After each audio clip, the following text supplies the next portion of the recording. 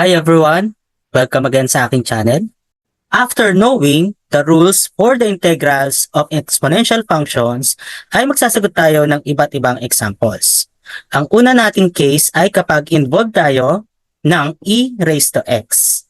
So, ang ating example number 1 is, what is the integral of 5 e raised to x with respect to x?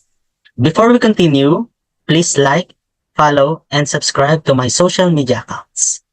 Again, ang ating example number 1 is, what is the integral of 5 e raised to x with respect to x? Ang integral ng e raised to x with respect to x is equal to e raised to x plus c. Pero ang ating given ay meron siyang coefficient na 5 before letter e.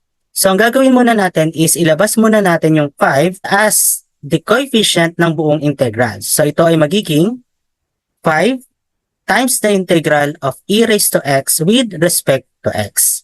So saka ngayon natin i-apply itong ating rule na kung saan ito ay magiging 5 times e raised to x plus the arbitrary constant. Therefore, ang ating final answer here is 5 e raised to x plus c.